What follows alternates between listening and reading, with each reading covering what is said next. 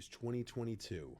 I was living in the Bay Area at the time, Oakland specifically, and I'd driven up to visit my parents in Eureka for the weekend.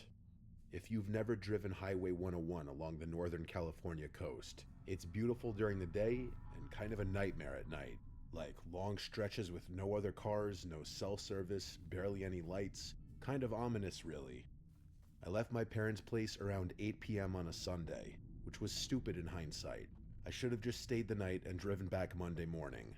But I had an early shift and figured I'd rather just knock out the drive. Famous last words, I guess. The first couple hours were fine. The stretch I was on had narrowed down to a 2-lane road at that point. That's how most of rural 101 is once you get north of the bay. It was somewhere around Trinidad when the fog started rolling in. Fog on that part of the coast isn't unusual, but this was different. Within maybe 5 minutes, it went from clear visibility to barely being able to see 20 feet ahead of my car.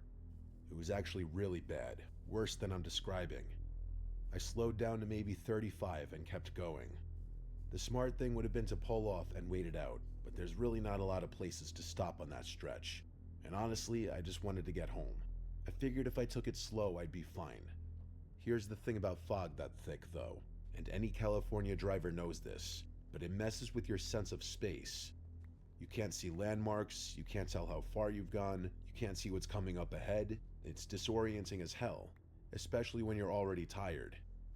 After another half hour or so of driving, I saw a figure standing off the side of the road. I say figure because that's genuinely what it looked like at first. Just a shape on the shoulder, maybe 50 feet ahead. As I got closer, I could see it was a person, a guy based on how tall it was, and he was just standing there facing the road.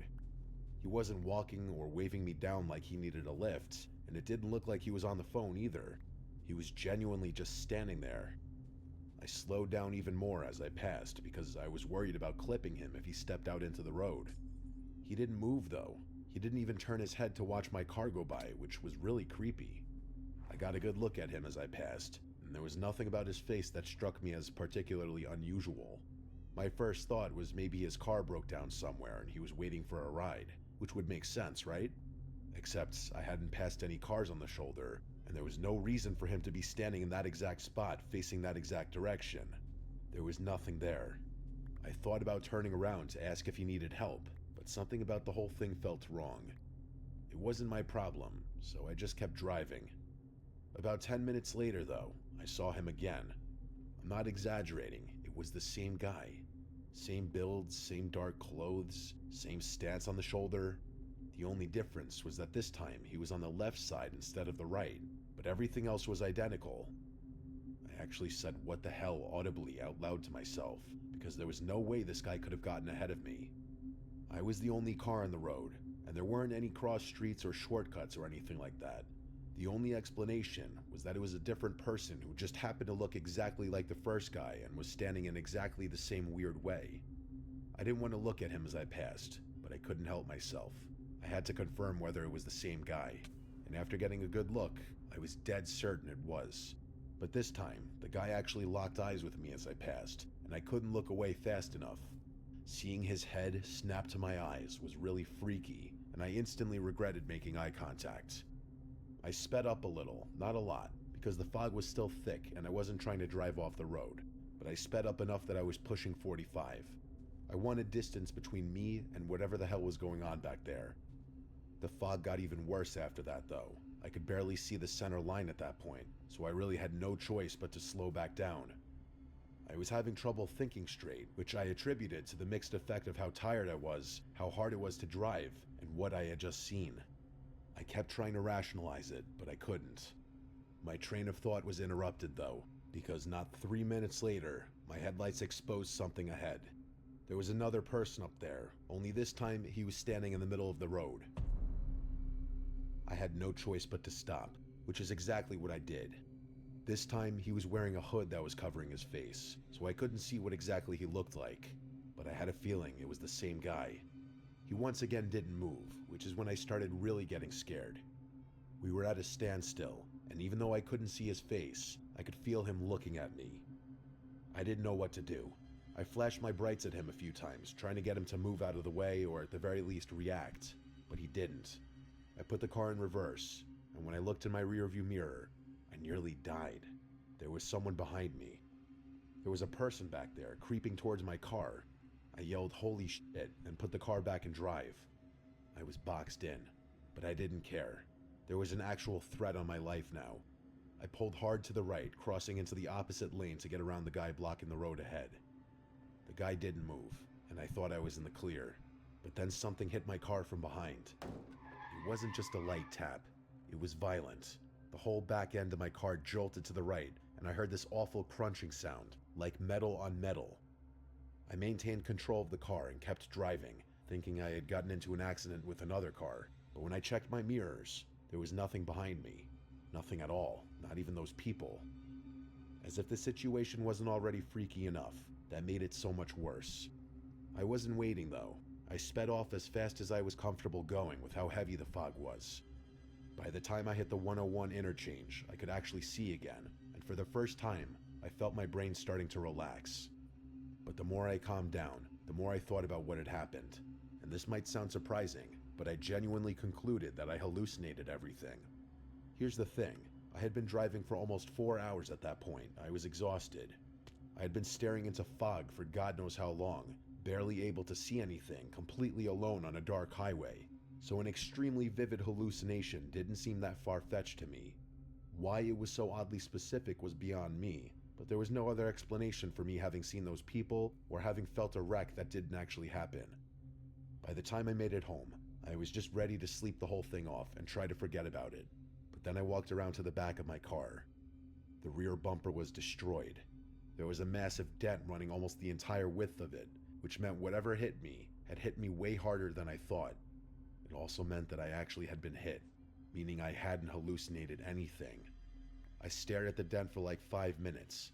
There wasn't any paint transfer, which there definitely would have been if I had been hit by another car. But if it wasn't another car that had hit me, I had no idea what could have caused such considerable damage. I did end up calling the cops to report what I saw, but it was more so just to get the info out there. I've thought about that night a lot over the past 4 years. I've gone through every possible explanation I could think of. What I've accepted is that I hallucinated the figures, and in my panicked attempt to drive off, I hit a guardrail post or a mile marker or something like that. The thing that gets me is this though. I can accept a hallucination, but for me to hallucinate one thing, the figures, while actually experiencing the other, the crash, is something I have trouble accepting. The fact that there was actually damage to my car has always made me think there was something more malicious going on that night.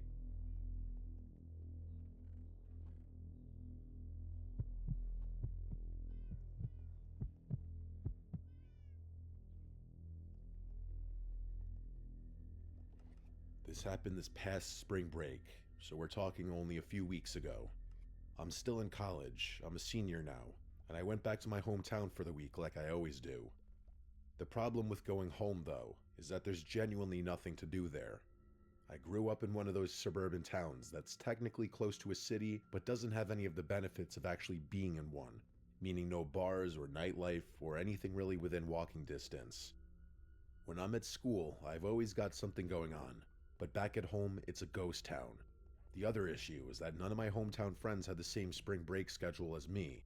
I've got maybe 4 or 5 people I still keep in touch with from high school, and every single one of them was either still in class or already had their spring break earlier in March, so I was looking at a full week of doing nothing, which I really wasn't thrilled about. I should probably also mention that I've been trying to cut back on some stuff lately, nicotine and alcohol mainly. I figured a week at home with nothing to do was either going to make that worse or give me a chance to reset. I decided I was going to work out every single day instead. I was going to lift in the mornings and run in the afternoons, keep myself busy just so I could stay out of my own head. That's how I ended up going for a run on a random Tuesday afternoon. I remembered this loop I used to do back when I ran cross country in high school. It's exactly 3 miles from start to finish, starting and ending at my house. The route takes me through my neighborhood for maybe a quarter mile, then cuts into this wooded trail that winds through a small patch of forest before spitting you back out onto the street about a block from home. I've probably run that loop 1,000 times between freshman and senior year. The woods is the best part, honestly. Running on pavement destroys your knees, but the trail through the woods is soft. It's quiet in there too, which is something I always look for on my runs. so I headed out around 5. The sun wasn't going to set for another couple hours, so I wasn't worried about visibility. What I did notice though, and I noticed it the second I stepped outside, was the fog. I don't know how to describe it other than to say it was thick in a way I'd never seen before. I've lived in that town my whole life, and I don't remember fog like that. It looked fake almost, like I was in some ambient video game or one of those lo-fi YouTube videos with the anime girl studying. Everything past maybe 30 or 40 feet just dissolved into haze. I thought about skipping the run, but I talked myself out of it. The trail through the woods is a straight shot, one path with no forks or diverging paths. I've been through there so many times I could probably do it blindfolded. Getting lost wasn't even a possibility. I had my Garmin watch on so I could track my pace and distance. I started my workout, did the quarter-mile through the neighborhood, and entered the woods. The fog was even thicker in there, which made sense since the trees blocked out a lot of the remaining daylight. I couldn't see more than 15 or 20 feet ahead of me, but the trail is easy to follow. For the first mile and a half, everything was normal. I was running a little slower than usual because of the visibility, but it wasn't too bad. I remember checking my watch around the mile mark, then again at a mile and a half. The issue started around the 2.5 mile mark. At that point in the loop, I should have been approaching the end of the trail. The path curves to the left, you go up a small hill, and then you're out, back on pavement. I know that section by heart. Hell, I know every section by heart. I've literally run that loop hundreds of times. But when I looked down at my watch and saw 2.5 miles, I was still deep in the woods. I figured my watch was just being weird. It was at least 4 years old at that point, so I assumed its GPS signal was getting interrupted by the dense tree coverage or something. The fog could have been messing with it too. These seemed like reasonable enough explanations though, so I just kept running, assuming I wasn't as far along the trail as I thought. But then I passed 3 miles, which was when I knew something was up. 3 miles is the entire loop. At 3 miles, I should have been standing either in my driveway or on the street. Instead, I was still surrounded by trees on both sides, still running on the same dirt path with no indication that I was anywhere close to getting out. So I stopped. I'm not a paranoid person, and I'm not superstitious either. There must have been some rational explanation for what was going on. I caught my breath and tried to think, but I genuinely could not figure out what was going on. There was only one trail, which I knew for a fact. There weren't any forks, branches, or alternate paths. The only way I could have gotten lost in there was if I had physically left the path and waded through the brush and undergrowth, which I definitely hadn't done. I checked my watch again. 3.1 miles. The number kept ticking up even though I was standing still, which told me the GPS was definitely having issues. That was the only part of the whole thing that made any sense. I didn't really have a choice at that point.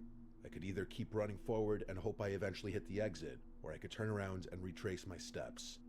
The second option seemed smarter. If I just ran back the way I came, I'd eventually get to the trailhead where I started, and from there, I knew exactly how to get home. So that's what I did. I turned around and started running back. The fog had gotten worse. I didn't know how that was even possible, but it had. I had to slow my pace just to make sure I didn't run off the trail by accident. After about a mile of running, so about 4 total miles at that point, I heard something.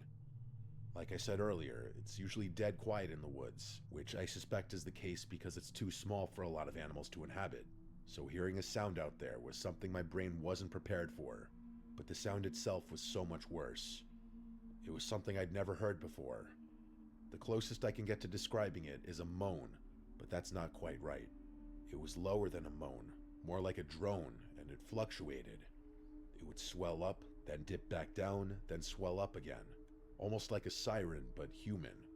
I can't overstate how wrong it sounded. It wasn't someone calling for help, and it didn't really sound like someone in pain either. It was just a sustained, wavering noise that didn't seem to have any purpose. I started running faster, but you have to remember that I had been running for over 4 miles at that point. I could only go so fast, and the exhaustion only made the situation that much more terrifying. Running faster only tired me out more, and the more tired I got, the more scared I got. The sound didn't stop no matter how fast I ran. Whoever or whatever was out there was matching my speed. Every time I glanced over my shoulder, and I did multiple times, I couldn't see anything. There was just fog back there. I ran with the sound following me for what felt like forever. I had no other choice. It was the scariest moment of my life. After an eternity of running, I finally made it out of the woods. I ran into the street and nearly threw up out of exhaustion. The fog was still impossibly thick, even outside the woods. I turned around and looked back into the woods. To my horror, there was something standing right in the middle of the trail. Just a little ways beyond the trailhead. I say something because I don't know what else to call it. It was just a shape, this dark mass of a silhouette. It was way taller than me, and I'm 6'1". This thing had to be 7 feet tall at least. It wasn't moving closer or further away from me. It just watched me. I could feel it. If it weren't for the fact that it was gently swaying back and forth, I would have questioned whether I was looking at a tree or something. The droning sound had stopped, but I wasn't giving it another thought. I turned and ran home without looking back. That was a few weeks ago now. I'm back at school at this point, but I haven't been able to think about that night. I can't get that image of what I saw in the fog out of my head. That black mass and that god-awful sound. I told my parents about what I saw, obviously, and they both seemed convinced that it was just a tall person trying to scare me, or potentially attack me, which I guess is possible, but I don't believe that. How were they able to make that noise while running to keep up with me? Impossible. And how tall they were, too. I don't know what was in those woods that night, and I probably never will.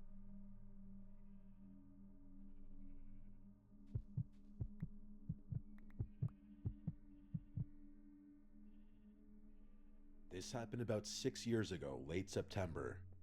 My buddy Edwin and I had been talking about kayaking Willapa Bay for probably 2 years at that point, and we finally locked in a weekend to actually do it.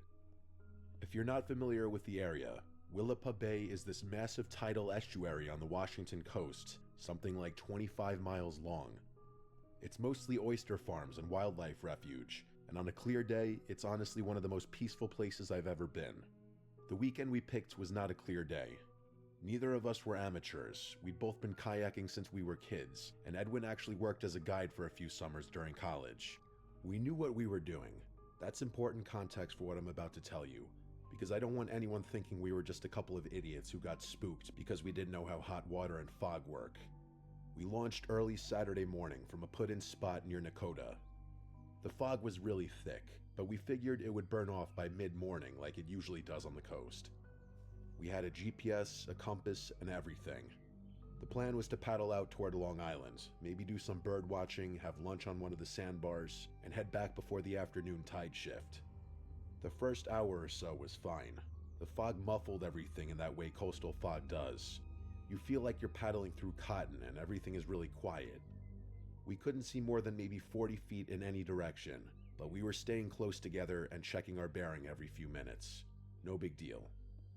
It was probably around 9 a.m. when I first heard something. It was a splashing sound. At first, I thought it was Edwin. We were paddling in loose tandem formation, him about 15 feet to my left, and I figured he just adjusted his stroke or something. But when I glanced over, his paddle was resting across his kayak. He asked if I heard that too, and I nodded my head yes. We both stopped paddling and just drifted there for a second, listening. It was the sound of oars, not paddles, which I say specifically because oars and paddles make distinct sounds. We were using paddles. You'd only use oars if you were on a different kind of boat, but it was definitely someone rowing a boat, and it didn't sound too far away from us either. Maybe 100 feet somewhere off to the right. Edwin said it was probably just someone else out there on the water, which seemed reasonable enough. There were other kayakers who used the bay, and occasionally you'd see fishermen in small boats checking crab pots. The fog was thick enough that we couldn't see them, but sound travels strangely over water, especially in fog. Sometimes things sound closer than they are, sometimes they sound further. We waited for a minute, expecting whoever it was to either call out or appear through the haze. Standard etiquette when visibility is low is to announce yourself and let other boaters know where you are, but the rowing just continued at the same steady pace. I suggested maybe they didn't know we were there, so Edwin said hello into the nothingness. But there was no response. In fact, whoever was in the other boat didn't even seem to notice, because the rowing sounds didn't speed up, slow down, or change at all. We started paddling again, figuring we'd either come across them or they'd pass by. But here's the thing, and I know this sounds paranoid, but over the next 20 minutes, that rowing sound never got any closer or further away. Hearing that same exact rhythm over and over again started getting intoxicating, and after a while, I was actually in awe of how perfectly someone could keep their stride for so long. But as time went past, I only got more and more freaked out. It was an unsettling situation, to say the least. Edwin and I really weren't talking much anymore, but I knew he felt the same way. At one point, we shifted our course slightly east, trying to angle toward the shore, and for a split second, the fog thinned out just enough for me to see a small rowboat sitting in the water. I could see the shape of someone at the oars, so I knew there was a person in it. But then the fog closed back in, and they were out of sight again. The whole glimpse lasted maybe 3 seconds. I asked Edwin if he'd seen it, and he said yes. At that point, I wanted to leave. Something about the whole situation was making me deeply uncomfortable, and I couldn't even fully articulate why. It's not like we'd seen anything threatening. It was just some guy rowing a boat, but the way he refused to identify himself or even acknowledge our presence, and the way he seemed to be following us, was just so creepy. I started heading for the shore, hoping Edwin would follow my lead, and he did. The problem was the fog. Even with the GPS, navigating the bay in low visibility isn't straightforward. There's sandbars that shift with the tides, shallow channels you can get stuck in, all sorts of nasty stuff. We knew roughly where we were, but roughly isn't the same as exactly, and the last thing we wanted was to beach ourselves on a mudflat while that other boat was still out there somewhere. We paddled southeast, moving as quickly as we could without exhausting ourselves. The rowing sound stayed with us the whole time. I kept glancing to my right, hoping to catch another glimpse through the fog, but I never did. And then, without any warning, the fog started to lift. It didn't clear completely, but it thinned enough that we could suddenly see maybe 100 yards in any direction. I immediately looked to my right, toward where the rowing sound had been coming from. There was nothing there. It was just open water. I looked behind us. Open water there too. I looked in every direction I could. I saw Edwin doing the same thing, but as far as we could tell, the bay was empty. I looked at Edwin and realized however freaked out I was, he was even more scared. I could see it in his eyes. We kept paddling, and even though the rowing sound had stopped and we could actually see now, the situation was a lot scarier. How could that boat have just disappeared like that?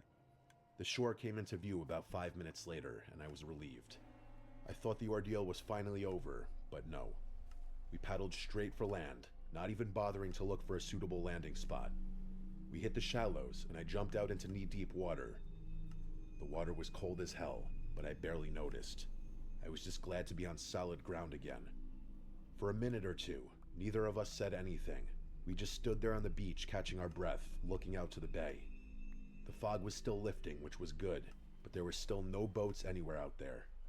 Edwin had wandered a little ways up the beach while I was securing my kayak. He told me to follow him, so I did. I realized he was looking at something, and I hurried to catch up to him, but the moment I noticed what he was looking at, I was terrified all over again.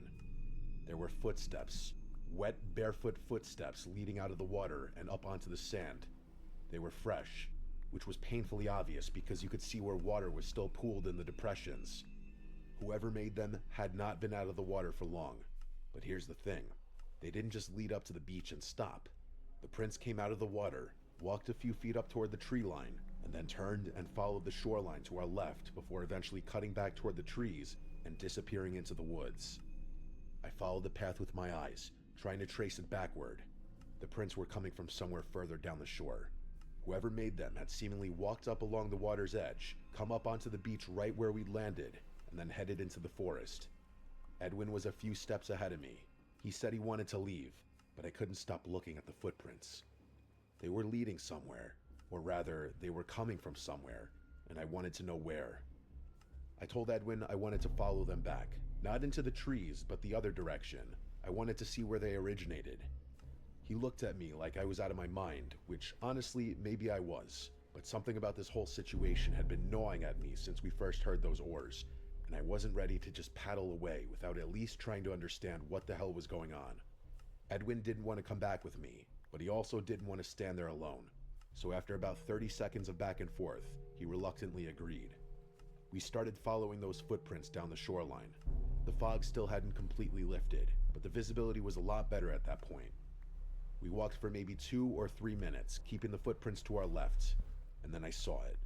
Maybe 50 yards down the beach, pulled up onto the sand at an angle, was a small wooden rowboat. The wood was dark, almost black, and the oars were resting inside it. It was the same boat. I was 100% certain of it. The shape, the color, the size. It was the exact same boat I'd seen through the fog when we were out on the water, and now it was here, on the shore, with a trail of wet footprints leading away from it.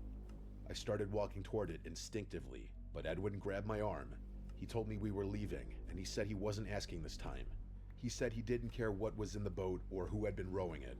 We were done. Something about the way he said it took me from curious to downright terrified. Whoever had been in that boat had somehow gotten to shore before us, walked all the way down the beach to the exact spot where we had just happened to land, and then still had time to disappear into the trees. We turned around and started heading back toward the kayaks. Edwin was practically sprinting at that point, and seeing him run only freaked me out even more. We got to our kayaks, shoved them back into the water, and paddled out of there as fast as we could. And that was that. I've thought about that morning a lot over the past 6 years. I've gone through every possible explanation I could think of. The best case scenario is that we were just victims of some elaborate prank, but I think that's somewhat far-fetched. Here's what I keep coming back to. We were on the water for over 2 hours. We paddled in multiple directions, changed course several times, and eventually made a beeline for shore when the fog started lifting.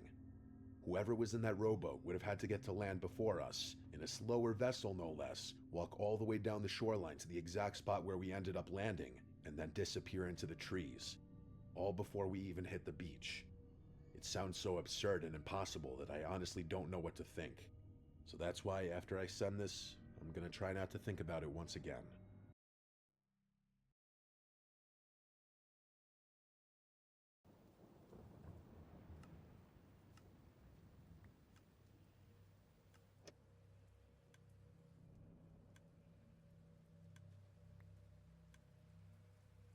Last fall, I turned 16 and started my first job at a really small pizza place in my town.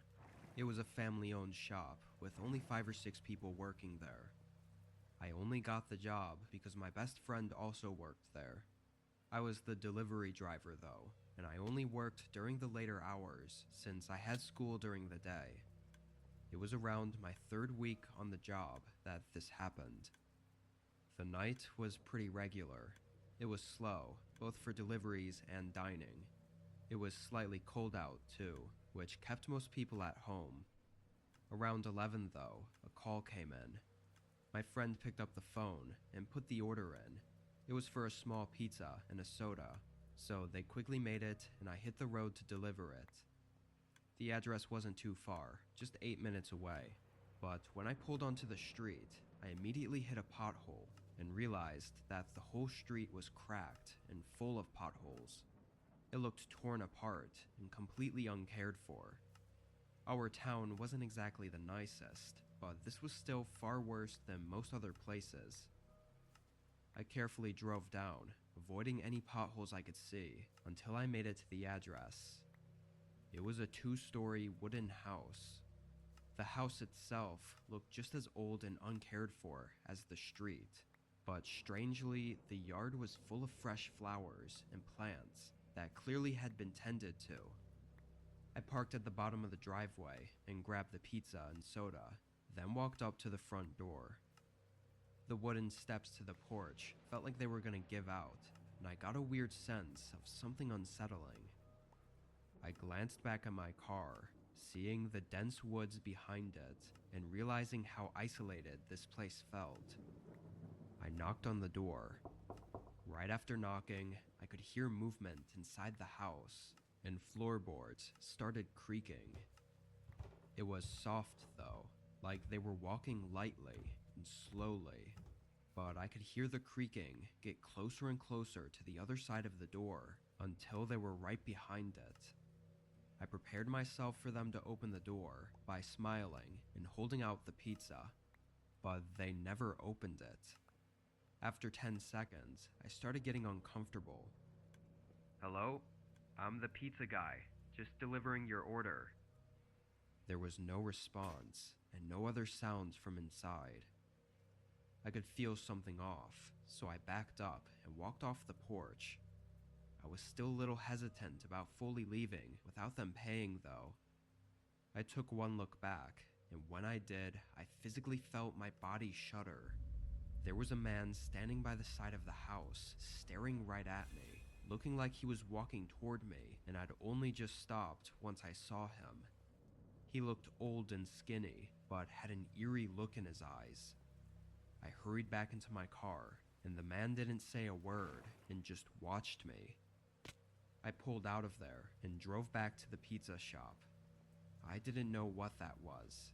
My friend thought it might have been some kind of prank, but that man looked like he was way too old to be pulling something like that. I'm just glad I left when I did, because I don't know what would have happened if that man made it to the porch before I got out.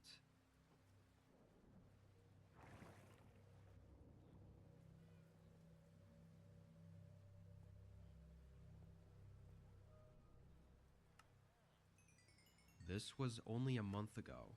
It was late September, and where I'm at, we were having a lot of rain. Pretty much every day, it was pouring down. I work as an outdoor security guard for a warehouse on the outskirts of the city, so rain doesn't exactly make my job any more enjoyable. Luckily, the company I work for lets me stay inside on rainy nights, but it always made the shift go by a lot slower. Instead of getting to roam around outside the building, I just had to stand by the glass entrance doors and watch for anything. Anyway, this night I got in at 9, locking up the place after all the employees left. It was pouring outside, so I stayed in and stood by the door, and honestly just tried to stay awake. There was nothing to see except rain and the occasional thunder and lightning. A few hours went by. During that time, I just leaned against the wall and made a few trips to the bathroom. But then, as I stood by the entrance doors, fighting to stay awake, there was a deep, creaking thud. It echoed through the whole warehouse. It sounded like bending metal, or maybe a heavy metal door scraping open. It was enough to make the hair stand up on the back of my neck. I was sure it was nothing, and just a creepy sound because of the circumstances, but it was kind of my job to check on these things, so I walked down the hallway and looked through each of the corridors. I'd never actually explored much of the warehouse, since I was usually outside. All I knew of was the one main hallway that had 5 or 6 corridors branching from it, leading to large open warehouse areas. I looked down each of these, until I got to the last one. At the end, the door was cracked open. I felt a chill run through me, although I still didn't know if it was already opened or not. I walked over and opened it further. The whole room was dark. Hello? My voice echoed through the otherwise silent warehouse. After a few seconds, I started to step back and close the door until I heard something in front of me. It was a voice. It sounded like a man, either mumbling or softly laughing somewhere in the darkness near the tall shelving units. Is someone there? What the hell are you doing here? I called out. Come here. He said something softly. What? Come here. He said a little louder. Still, I couldn't see anything at all. After a couple more seconds, I said "F this" and closed the door. I used my radio to contact the police and left the building through the front. 5 minutes later, they showed up and walked through the building. They came out alone. Security tapes were reviewed, showing what looked like a 50-year-old man with a dark jacket slipping in through a gap in one of the back garages. From there, he made his way into the warehouse room, where I heard him in. And disturbingly, on the footage, it looked like he was holding some kind of knife. He made his exit soon after I left. We don't know why he broke in, or what exactly he was trying to do by telling me to come into the warehouse, It might sound weak of me, but I quit after that and took up a day job instead.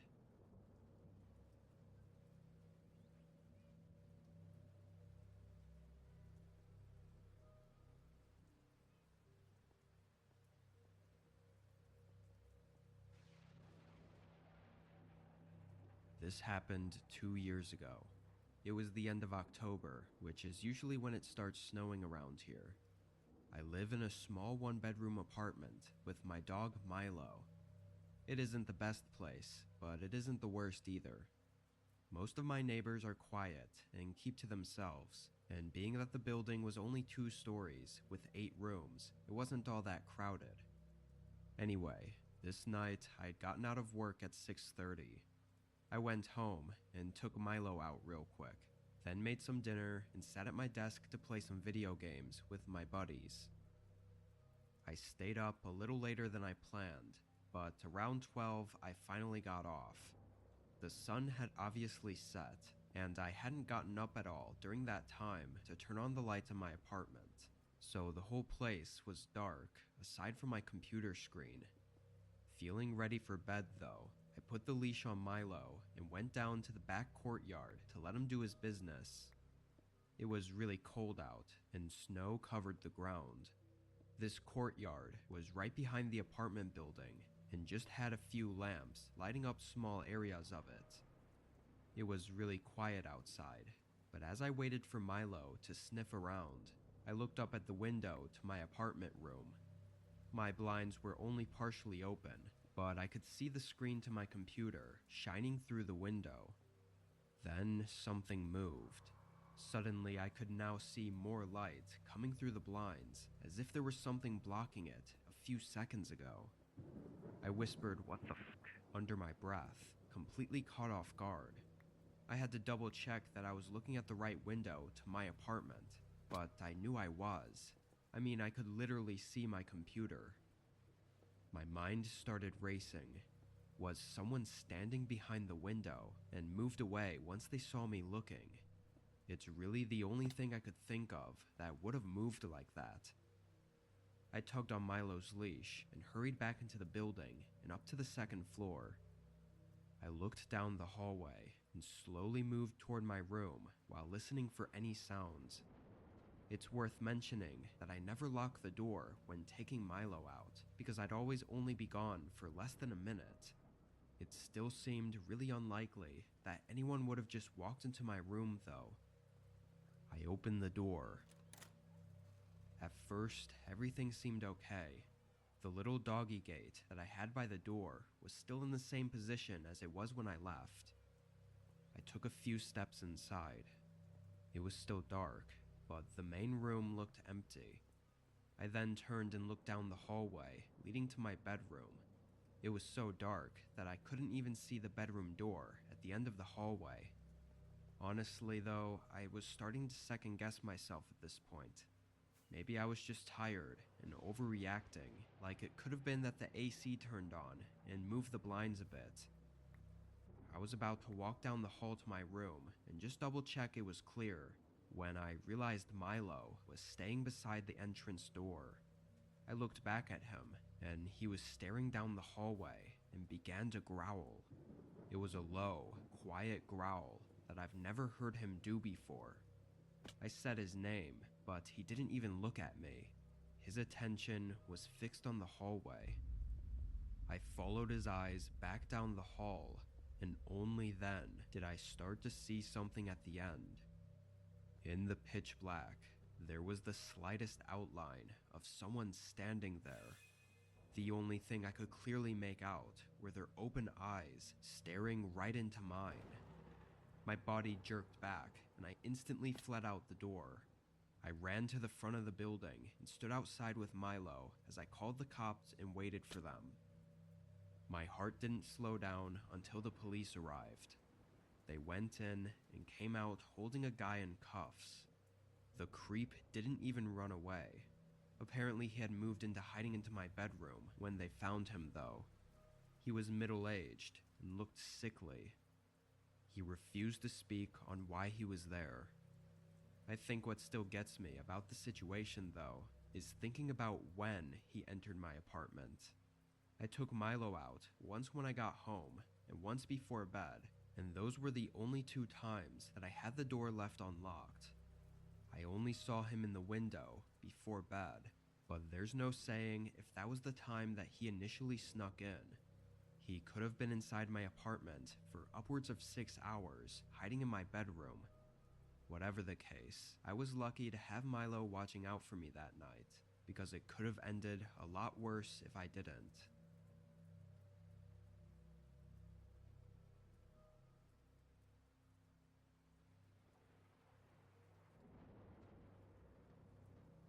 I was camping with a friend of mine in rural Washington.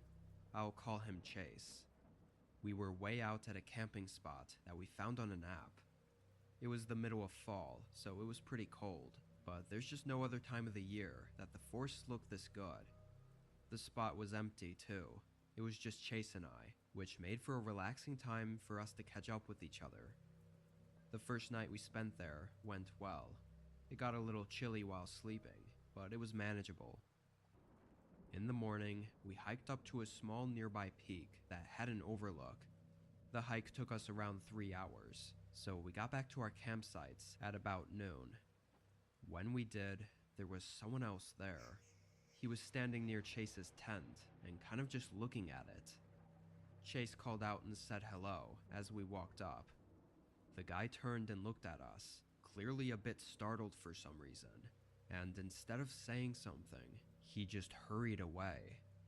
If it wasn't already strange, it definitely was now. We both immediately went to our tents and checked if all our gear was still there and if anything had been messed with, but neither of us found anything. Maybe we got there before he was able to take anything, but still, it was really odd. We couldn't see any other reason for him to be here if he wasn't camping. We weren't really nervous though. Both of us assumed that there was no chance the guy would come back. I mean, he looked terrified when he saw us. However, we still played it safe and didn't want to leave our tents again, so we stayed in the area for the rest of the day. We had a few beers and just talked. When the sun went down, we built up a campfire and made some s'mores. We enjoyed our time around the fire for a couple of hours. In the middle of one of our talks though, Chase had to take a leak, so he got up and went a little ways into the woods. I sat back, but only a few seconds later, he came walking quickly into the campsite. "You have trouble out there," I joked. There was someone there. I could immediately see on his face that he was clearly unnerved. Quickly dropping my joking attitude, I stood up and asked exactly what he saw, but Chase said he couldn't really see anything other than the outline of the man. He said he wasn't very far though, and was definitely looking at him. This really freaked us out. They could have been watching us this whole time, and probably still were right now. Both of us went into our backpacks and got flashlights, but now he was gone. We went back to the campfire, but stayed on watch, checking the woods around us with our flashlights. Chase seemed to be sure that it was the same person we saw at our camp earlier, so why the hell did he come back? Both of us were pretty on edge. We discussed if maybe we should leave. Even though it was dark out, maybe it was safer just to get out of there. Chase brought up the fact that if the man wanted to rob us, he would have done it earlier when we were gone, and he definitely would not have come back. So he thinks the man was up to something worse. We stashed everything in our backpacks, then stomped out the fire and started back down the trail. For the first few minutes, we tried to hurry to gain some distance in case he was following us. On the whole walk back, we never caught sight of him. We thought we were in the clear, but when we made it up to the trailhead and to my car, all the tires had been slashed. My heart sank, as this basically confirmed that the man was probably planning to never let us leave. We were only just able to process the situation before we heard leaves crunching on the trail behind us. We jumped in my car and drove away without hesitation. I was able to get us out of the woods and onto the main road, destroying my wheels in the process. From there, we called a tow truck and the police. They tried to search for fingerprints on the car to identify the man with, but he didn't even try to break inside it or even open the doors. He just slashed the tires. His intentions are still unknown, but I'm sure we can all assume the few disturbing likely outcomes that he had planned for that night.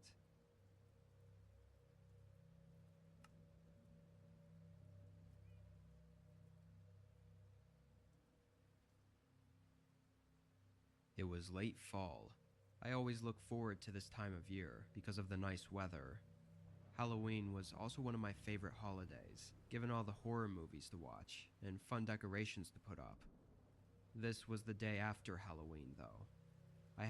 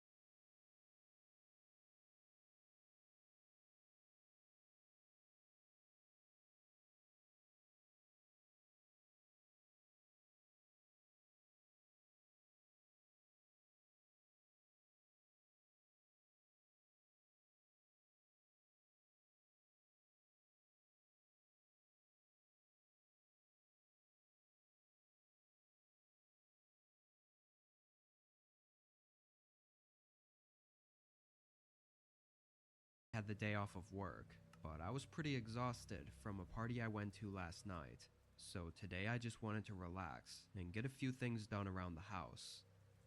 My plan didn't exactly go as planned, though. I laid down for a nap around 2 o'clock and never set an alarm. It wasn't until there was a ring at my doorbell that I woke up. I groggily opened my eyes and looked at my phone. It was 9 p.m. I immediately sat up, frustrated at myself for wasting the whole day napping, but I was quickly interrupted by the doorbell again.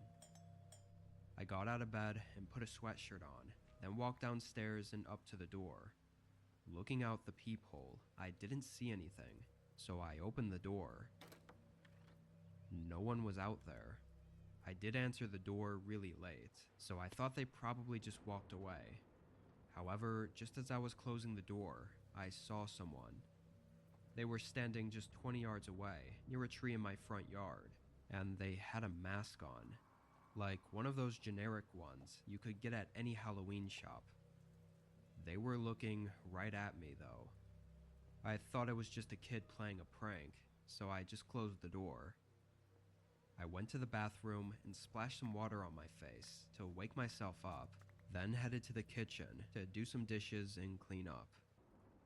I was in there for probably around 10 minutes when I heard someone's voice. It was very muffled and from somewhere outside. I turned around and looked at the back door, and just barely, I could see someone walking in my backyard. It looked like they were just passing through until they started coming back around toward my house. They were walking just outside the reach of my back porch light, kind of like they were trying not to be seen. From what I could see, though, it looked like they were alone, so I wasn't sure why I'd heard someone talking.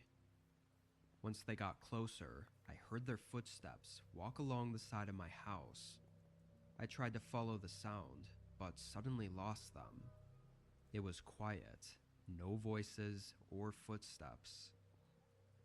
As I stood there and listened intently, I began turning my head in different directions, just trying to catch any sound I could. But when I looked back toward the back door, someone was staring right at me. My whole body froze. They were wearing that same Halloween mask, but it was someone else. This person was noticeably bigger and taller than the other one. What the hell are you guys doing? I yelled, hoping that if it was kids, then maybe they'd be intimidated easily. But it definitely didn't work. They moved away from the door and around the opposite side of the house. Just as I was going to follow them, I heard a crack behind me, followed by footsteps sprinting away. Right where I heard the sound from, there was a window, and when I lifted the blinds, I could clearly see the outer part of the wooden window sill had been split off. They were clearly trying to break it open quietly, while I was distracted by the other person at the back door. Once they blew their cover, they ran. And after quickly figuring all of this out, I ran upstairs and called 911. I wasn't sure if they'd fully given up yet, but knowing they were trying to break in, with me inside, I wasn't taking any chances on what they may or may not do. They didn't seem to try anything else though. Cops showed up and took down my report, but even to this day, there hasn't been anything else on what happened. With Halloween coming up pretty soon this year, I'm definitely a little nervous about a possible second attempt. I'll update if anything happens.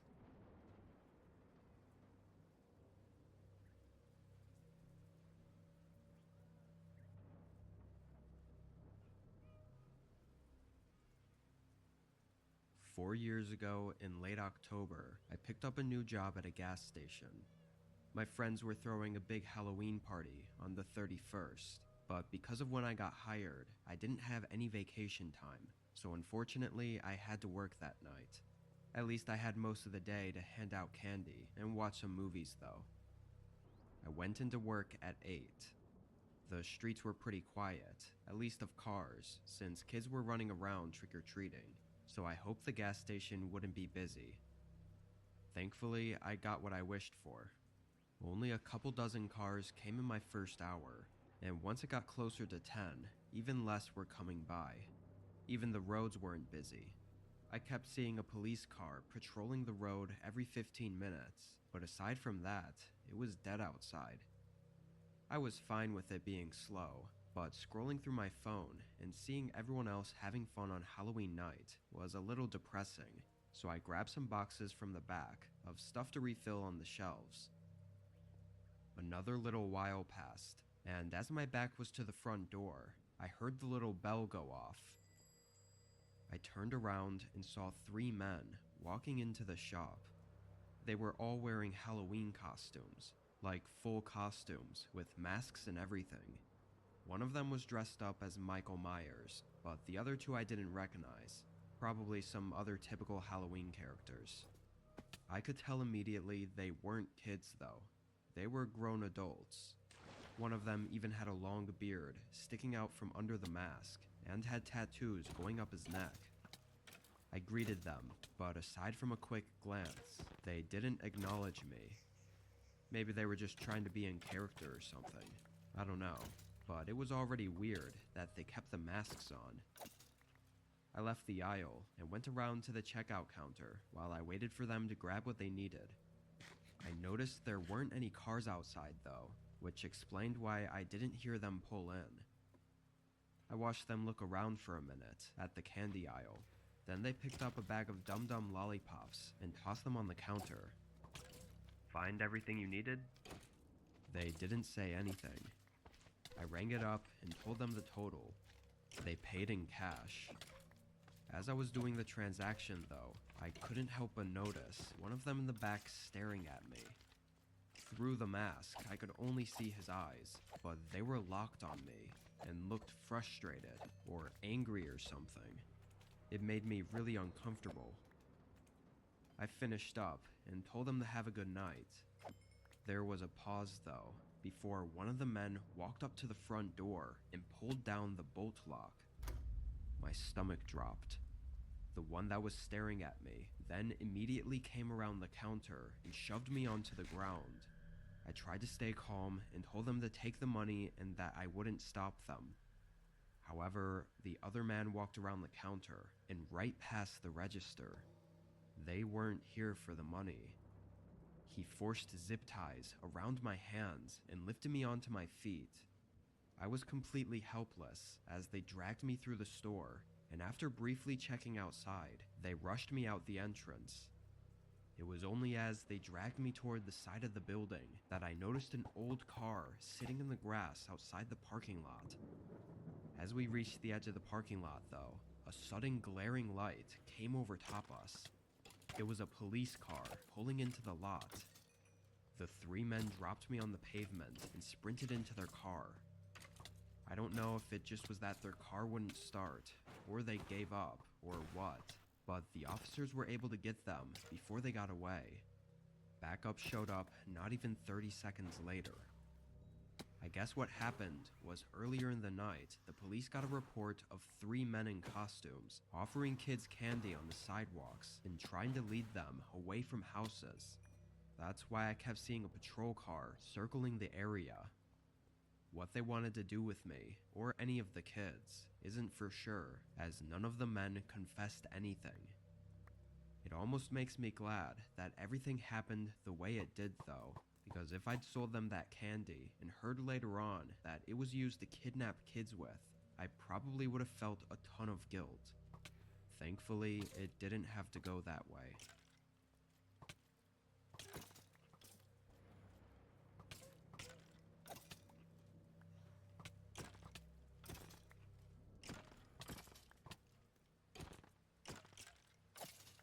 My grandparents live in a small cabin up in Alaska, so I don't see them very often.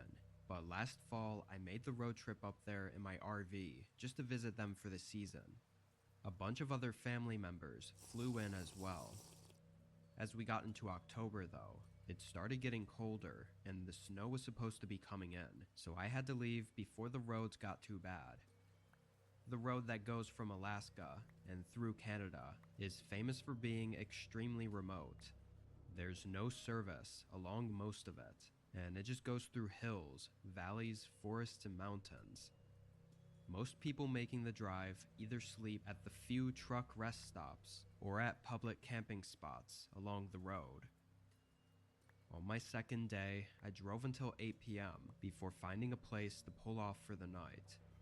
It was a dirt road with a small spot between the trees to park and sleep at. I think a lot of people might find it unnerving to sleep in the middle of nowhere like this, but I did it pretty often in my RV, so I was used to it. I made myself something small to eat, then got in bed and turned on a movie to watch. It wasn't very long after I'd arrived, though, that I heard footsteps nearby. I sat up and opened one of the blinds, but I didn't have any exterior lights on, so my view was of nothing but the pitch-black woods. The footsteps sounded like they were from out there, but I couldn't confirm if it was a person or not. From what I saw when I pulled into this campsite, this was the only parking spot, but maybe there were more nearby that I didn't see. If it was a person, they had to have parked somewhere nearby, because there's no way they could have just been wandering around all the way out here. I thought about heading to the front of the RV and turning on the lights, but figured it best to just lay low. Maybe they didn't even see me here and were just walking back to their campsite. Or again, it might have not even been a person at all. After a few minutes, everything seemed good, and I continued watching the movie. I went to bed around 9:30, knowing I had to get up early to start driving again tomorrow. My eyes shot open to 3 loud knocks at the door to the RV. It was nearly too dark to see inside, so I switched on the reading light next to me. I just need some water, please, and then I'll be on my way. It was a man's voice, deep, like they were older. My eyes looked at the clock. It was 2 a.m. If this guy really was out there in need of help, he had way more to worry about than just water. It had to be nearly freezing out at this time of night. Why are you out here? How did you even get here? I called out. There was a pause. My truck broke down, just a couple miles back. Just looking for some help is all. I don't mean any trouble. My gut feeling was that this wasn't right. Everything just wasn't adding up. I snuck my way over to the other side window and tried to peek out and see him. It was extremely dark, but I could make out his figure standing right up to the door. I thought it was really weird how close he was, like he might be trying to listen in or even try to break in. But then I caught sight of something else. Behind him, I could see more figures moving around in the dark. Several, like at least 4 or 5. The man knocked again, almost banging on the door, as if he was losing his patience. I quietly backed up and grabbed the keys, then took a deep breath before running to the front and quickly turning the RV on. As soon as I did, the headlights lit up multiple men in front of me, all looking mid-30s and 40s with scruffy beards and raggy winter clothes. They started yelling as I drove past them and circled back to the main road. I drove until I reached a gas station. By the time I had service and got police involved, it was far too late for anything to be done. What those men were trying to do is anyone's best guess. This fall, I didn't make the trip up there, and I'm starting to doubt I ever will again.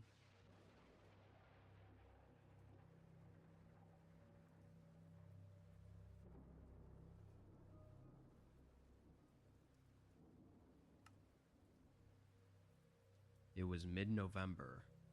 Winter had just started coming in, and snow had already begun covering most of our small town. I lived alone in a very small 2-bedroom home that had an unfinished basement. The only time I went down there was to do laundry or get something out of storage. It was a Friday night, and it had been snowing a decent amount during my drive home from work. I had the next 2 days off though, so I was happy to get home and hunker down for the weekend. I got home at 7. I made dinner and watched the new episode of my show, then turned on YouTube in the background as I laid on the couch and scrolled on my phone. The snow must have picked up, as I could hear the wind slamming against the house and making the walls creak. Sometime around 10, I got up to use the restroom, but as I walked down the hallway, I heard something below me. I immediately stopped, hoping to recognize it as just the house creaking, but it wasn't. There was something moving around in the basement. I didn't know how that could be possible. I went over to the basement door and opened it, turning on the lights and walking down to the bottom. There were only a couple hanging light bulbs across the ceiling to light up the large open area. I didn't see much of anything though. I stood there for a minute just to see if that sound came again, but after hearing nothing else, I went back upstairs. Given the conditions outside, I figured it had to just be the house moving around. I used the restroom and went back to the couch. However, only a minute later, I heard it again. This time it was more clear. It wasn't a creaking sound. It was subtle thumps, like almost identical to what it would sound like if someone was walking around. I could feel my heart beat faster, but I still felt like there was no way someone could be down there. It just wouldn't be possible. I got up again and went up to the basement door. Now that I was there, I couldn't hear it. I walked down to the bottom. The sound of the wind was loud down there, so I wasn't able to hear anything over the low groan of the house. But on the cement floors, there were shoe prints. They were fresh, too, only showing because of the dusty layer that covered the floor. I was absolutely terrified. I ran back upstairs and grabbed the house phone to dial 911. As I told the operator all the necessary information, there were 2 very loud thuds from the basement. After that, I sprinted out of the house. A couple officers showed up a reasonable time later, and when they went inside, they didn't find anything aside from the prints on the floor. Strangely, they seemed to lead right up to the bottom of the basement steps and nowhere else. They really didn't know what to tell me other than to call if anything else happens. I booked a hotel for the next 2 nights, as I was too uneasy to sleep in my own home. With no signs of a break-in anywhere, it's really hard to say who was in my basement, or even how they got in or out. Part of me thinks it might have not even been a person at all, though I'm still really skeptical. I just hope that whoever or whatever it was doesn't come back.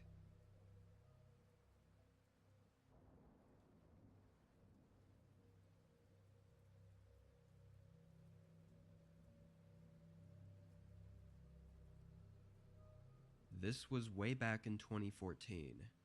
I was in 6th grade and had a small group of friends that I was going trick-or-treating with on Halloween.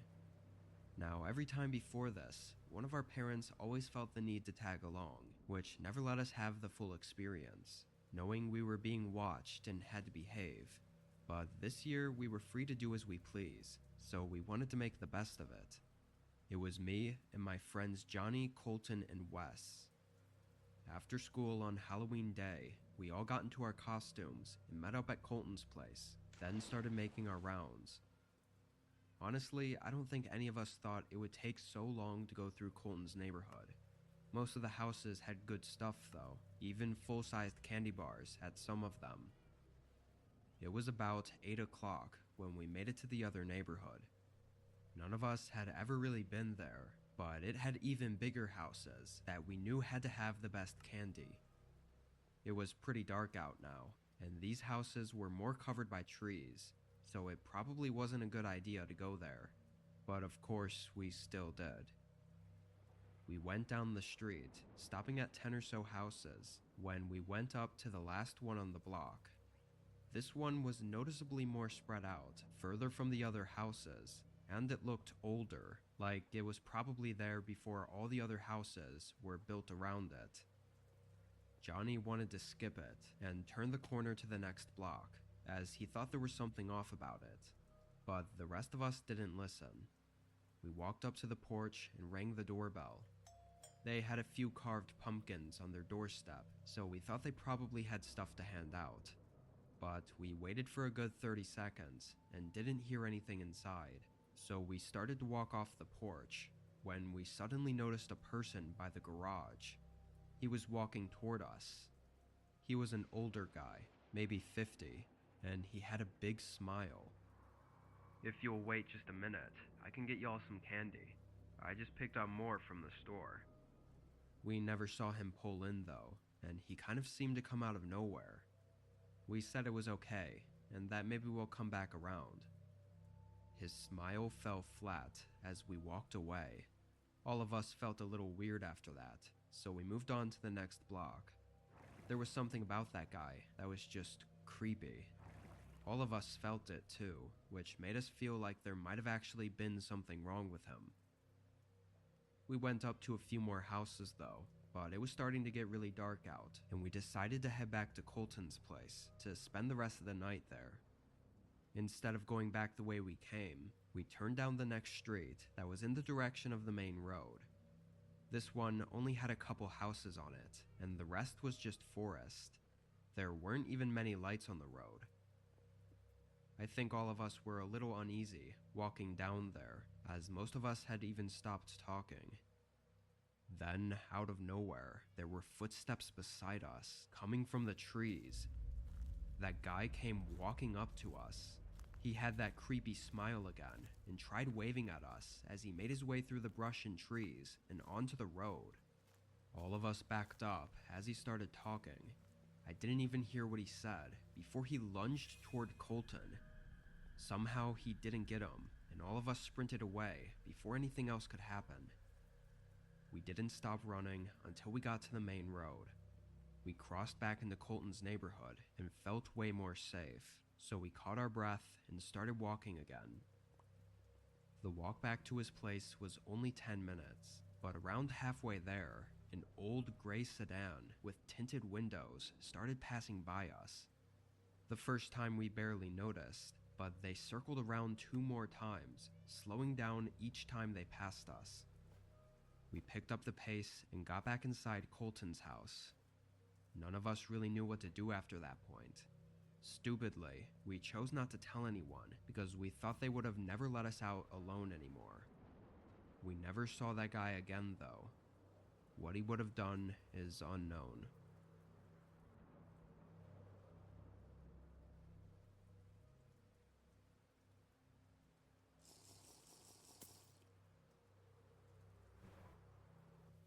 I was staying at a cabin for the weekend. It was in a campground an hour from where I lived. Being that I lived in the heart of the city, I always liked to go stay out in the forest for a few days during fall so I could enjoy the nice weather and colorful trees. This wasn't a fancy campground. It was only $10 a night, and the cabins were only 200 square feet.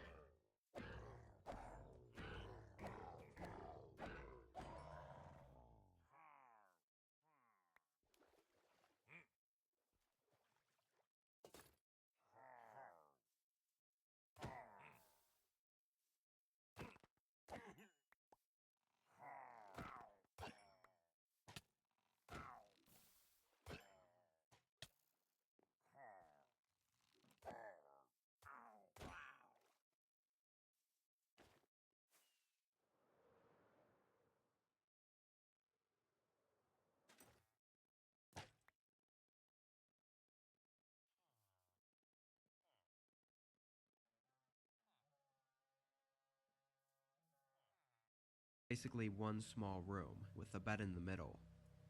The first day I was there, I spent most of my time outside. There were a few small trails I went on. The second day, I sat outside in a lawn chair that was set up behind the cabin. The leaves blowing in the wind was such a nice sound to listen to that I could have sat out there forever. I don't know how long I actually sat out there for, maybe 3 or 4 hours. At some point though, I spotted a person out in the woods.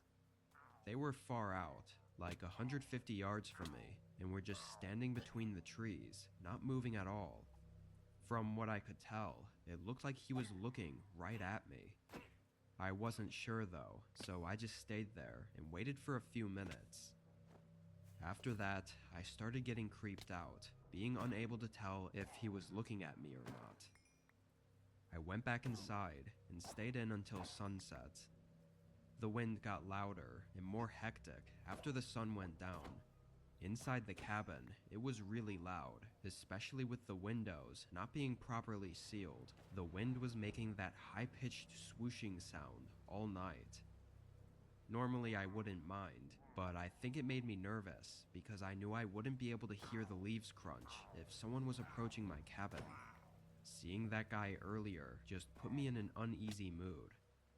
I lit up the fireplace though and sat on the sofa chair, trying to wind myself down for the night. An hour or so passed before there was a sudden knock at the front door. I jumped up from my chair, being fully startled by it. After a few seconds, they knocked again. I could feel my heart racing. It had to be almost 9 p.m. by now, so someone knocking at my cabin in the woods was extremely unsettling. I didn't know if I should say something or stay quiet. I ended up staying quiet, just out of hesitation, but they continued to knock until the knocks became hits.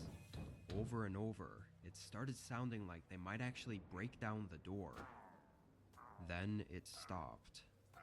There was a whole long minute of silence as I stood and waited for whatever the hell was going to happen next.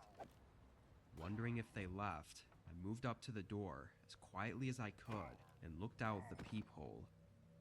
There was nobody outside. I felt a slight bit of relief. I looked for another 30 seconds just to be sure. Then I backed up and turned to get my phone, only to see a pair of eyes piercing into mine through one of the old windows. As soon as we made eye contact, his head moved out of sight. Then it was quiet again. The wind blowing around made it 100 times more eerie. I got my phone and called the police. I didn't want to risk running out to my car that was parked across the yard, so I stayed inside and waited for the police to show up. Whoever was outside my cabin must have left, as police made it and found no one. I still don't know what really happened at that cabin, but I've never gone back since.